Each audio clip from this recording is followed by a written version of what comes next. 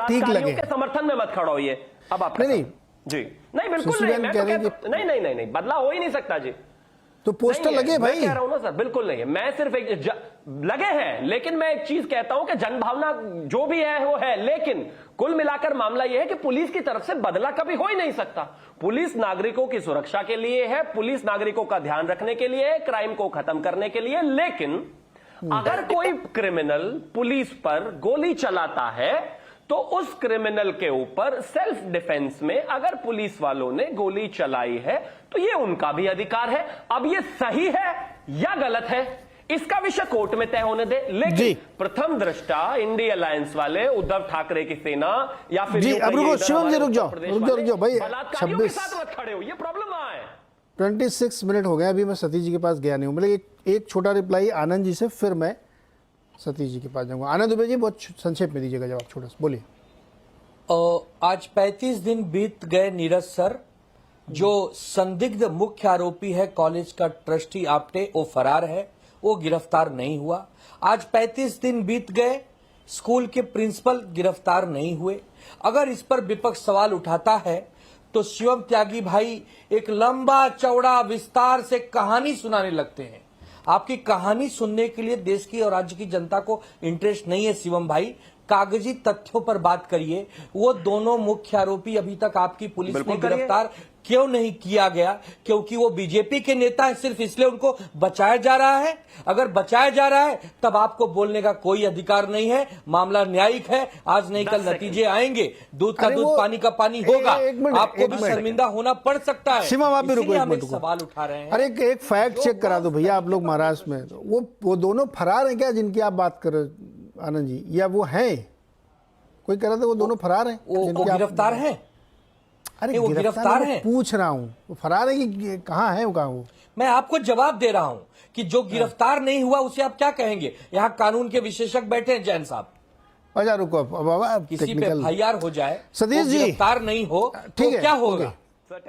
Okay sir, आप भी ना सतीश जी, इस चर्चा में देखिए कई एंगल निकल रहे हैं। एक राजनीतिक तौर पे है, सुशीबेन कह रहे हैं कि पुलिस पे गोली चलाई तो पुलिस ने अपनी आत्मरक्षा में गोली चलाई। जीवन का अधिकार, का संवैधानिक अधिकार सबको है, उसके तहत तो कह रही कि वो बदला पूरा हुआ पोस्टर समर्थकों ने लगाया, ठीक है। शिवम जी कह रहे हैं वो ठीक नहीं है, पुलिस बदला नहीं ले सकती। एनकाउंटर है या एनकाउंटर हो जाता है, फर्जी है, सच है, ये अदालत तय कर रही है। और अदालत के अंदर इस तरह की बहस होती है, उस पर हम चर्चा कर रहे हैं कि अदालत का ऑब्जर्वेशन है कि भाई इस पर तो डाउट लगता है क्योंकि सर पे गोली मारी गई है, इसलिए लगता है कि इसमें कुछ गड़बड़ है। 1% का वो चांस ले रहे हैं। इस पूरी परिस्थिति में आप कैसे देख रहे हैं सतीश जी?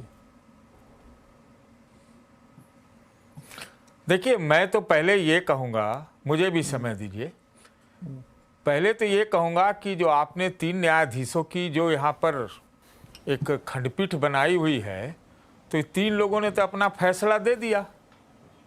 3 लोग हैं, इसमें सुशी जी हैं, जैन साहब हैं और शिवम भाई तो हैं ही। 3 लोगों ने तो फैसला दे दिया कि एकदम सही हुआ है, जो हुआ है सब ठीक था, सेल्फ डिफेंस में था, ये वो ये। मुद्दा ये है कि वहाँ अदालत देख रही है, उसने 6 सवाल खड़े किए हैं, तो हम लोग कोई नहीं होते हैं कि हम इसको जजमेंट दें। पहली चीज़, 6 सवाल है, 6 सवाल का उत्तर आएगा तो सही है, जो भी उत्तर होगा उससे अगर वो संतुष्ट है न्यायालय तो ठीक है। अरे कौन नहीं जानता कि अपराधी है वो अपराधी है। तो आपको मैं एक बात बताना चाहता हूं, आप सम्मानित यहां पर सारे पैनलिस्टों को, और ये सवाल बहुत गंभीर है, ये मैं किसी पक्ष का नहीं हूं लेकिन मैं बताना चाहता हूं। अगर कलकत्ता में ये पूरा हल्ला हंगामा नहीं होता तो ये बदलापुर का मामला दबाया गया था, दबा हुआ था 7 दिनों तक। 7 दिनों तक जब भीड़ वहां से उत्साहित हो गई कलकत्ता की भीड़ को देख करके, तब ये जाके हरकत में आई, और वो भी अदालत के चलते, वो भी अदालत के चलते, हाई कोर्ट के चलते। तो सवाल तो खड़े होंगे। मैं कह रहा हूं कि हो सकता है कि उस व्यक्ति ने ये कुछ गड़बड़ की होगी, पुलिस ने उसको मारा होगा गोली, मालूम नहीं, मैं नहीं कह सकता। लेकिन ये भी तो हो सकता है कि एनकाउंटर जो है फर्जी हो, जो कोर्ट जो कह रही है। नहीं तो यही आप करिए साहब, आप लोग मिलकर फैसला दे दीजिए, विजिलेंट जस्टिस को खूब सही ठहरा दीजिए, मैन स्लॉटर को सही ठहरा दीजिए, वो जो क्या कहते हैं कलकत्ता में वो जो वो पकड़ा गया, उन लोगों को लाइए पार्क स्ट्रीट में, फांसी दे डालिए। अगर इस न्याय व्यवस्था में हम नहीं चलेंगे, नहीं न्यायालय की बात को ही हम छोड़ेंगे, हम बोले भी न्याय में है, ये गया है, उसके फादर ने, उसके पिता ने ये किया है, वहां पर मामला सुनवाई है, अगले सुनवाई में आएगा। और मेरा तो बस एक ही सवाल है, मुझे लगता है कुछ न कुछ मामला गहरा है। मैं नहीं कह रहा हूं ये सही है या गलत है, लेकिन मैं जजमेंट नहीं दूंगा। मैं यहाँ पर मीडिया ट्रायल नहीं करने दूंगा और सब लोगों को यहाँ पर झंडा बरदारी करना है। हाँ, मैं तो अगर इस प्रकार में अपना जजमेंट देते हैं तो उसके लिए बेहतर जगह है कि कहीं और जाए।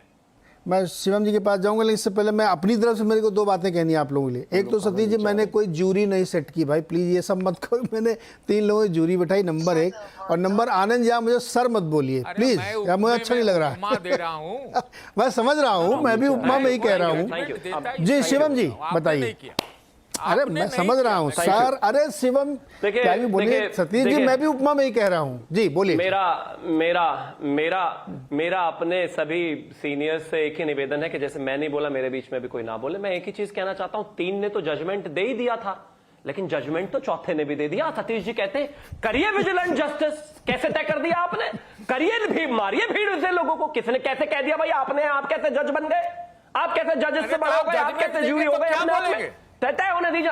मैंने कहा था बीच में नहीं बोलना है, लेकिन मैं ही बोला था, इसीलिए आपने कुछ भी कहा। सुनिए ना, मैंने please, this is wrong, this is wrong. यही प्रॉब्लम है, आप सुनते नहीं। आप सुनिए, आप सुनते नहीं है, यही दिक्कत है। मैं आपके बीच में नहीं बोला, आपकी बड़ी खराब है, आप सुनते ही नहीं है, यही तो प्रॉब्लम है। तर्क पे बात करिए ना, सिर्फ एक ही लाइन पर मैंने चला जाए, अगर आप मुझसे पीछे हट रहे हैं तो मैं अपने शब्द वापस लेता हूं।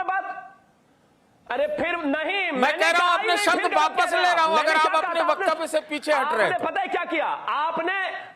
एक को सुना, तीनों को फ्रेम कर दिया। मैं बता देता हूं, मैंने कहा था कि एनकाउंटर फर्जी है या सही है, यह मामला कोर्ट में है, कोर्ट तय करे, कोर्ट में पुलिस जवाब दे और जवाबदेही तय हो। वैसे भी हर एक एनकाउंटर की जुडिशियल इंक्वायरी होती ही है और इंक्वायरी के बाद ही चीजें क्लियर होती है। लेकिन अब आगे आ जाए प्लीज, अब बीच में नहीं बोलते ना सतीश जी, क्या लाभ। लेकिन आपने कहा हाँ बिल्कुल विजिलेंट जस्टिस तो होना ही नहीं चाहिए। मैं मानता हूं आपकी बातें 100% सहमत, लेकिन होना तो सर प्रिंसिपल को बचाना भी नहीं चाहिए, होना तो बलात्कार पर इस तरह की राजनीति भी नहीं चाहिए, होना तो हर बार बलात्कारी के साथ खड़ा भी नहीं चाहिए, होना तो जब आपका कार्यकर्ता बलात्कारी हो तो उसमें जो है 12 साल की बच्ची का डीएनए भी नहीं मांगना चाहिए, होना तो तब भी नहीं चाहिए कि 15 साल की बच्ची के साथ अगर आपका कोई कार्यकर्ता बलात्कार कर दे तो उस पर यह कहो कि नहीं रात को बच्ची करने के लिए ये भी नहीं चाहिए, होना तो यह भी नहीं चाहिए कि जो संदीप घोष है बंगाल में उस प्रिंसिपल को उठाकर ज्यादा बड़ी पोस्टिंग दे देनी चाहिए, यह भी नहीं होना चाहिए, होना तो यह भी नहीं चाहिए कि बलात्कारी को कमिश्नर अपने नाम पर गाड़ी निकलवा कर दे, होना तो यह भी नहीं चाहिए। लेकिन आपको होना बलात्कारी के साथ खड़ा, प्रॉब्लम तो यही है ना। मैं नहीं कह रहा हूं कि पुलिस ने क्या किया वो कोर्ट तय करेगा, लेकिन शिवम भाई शांत, फालतू बात कर रहे हैं आप। शांत हो जाइए, शांत हो जाइए, शांत हो जाइए। मैंने तो इसी चैनल पे कहा था कि केंद्र सरकार के लिए तो फिर बंगाल की सरकार को भंग करने वाला मामला है। अधिकार नीरज जी के पास है कि मैं फालतू बात कर रहा हूं या नहीं कर रहा हूं। आप जज मत बनिए, आप जज नहीं है। शांत हो जाइए, शांत हो जाइए। अभी ज्यूरी मेरी अब जो है 4 नहीं 5 लोगों की ज्यूरी हो गई। 5 लोग मैंने सेट कर दिए ज्यूरी में। अधिकार जी रुकिए, मुझे एक छोटा सा ब्रेक लेना, आप लोग भी शांत हो जाइए। ब्रेक से लौट के आते हैं। दर्शकों के लिए मैं ये कहना चाहता हूँ कि मैंने कहा ना कि इसमें कई तरीके के पहलू हैं, और जब भी केस जुडिशियल हो जाए या टेक्निकल हो जाए तो उसको उस स्पिरिट में समझने की कोशिश करनी चाहिए। इमोशन में आके उस चीज़ को समझना या उस पर कोई मन बना लेना ये ठीक नहीं होता। हमने कहा था सच सापेक्ष होता है, और आजकल सच अदालत में तय होता है, लोकतंत्र में तय होता है। तो वो लोकतंत्र में अदालतें भी क्या सोच रही हैं, इसको थोड़ा समझने की ज़रूरत है। इम्पल्स डिसीजन नहीं लेने चाहिए, चाहे वो हैदराबाद की घटना हो, उसमें बाद में क्या हुआ था, या कहीं और की घटना हो। इसलिए कोई ये तय कर लेना कि हाँ ये सही हुआ है या ये गलत हो रहा है, दोनों में आपको थोड़ा सा सतर्कता बरतने की ज़रूरत है, क्योंकि ये लीगल मैटर है और अदालत में इमोशंस नहीं चलते, वहाँ फैक्ट चलते हैं। छोटा सा ब्रेक, लौट के आके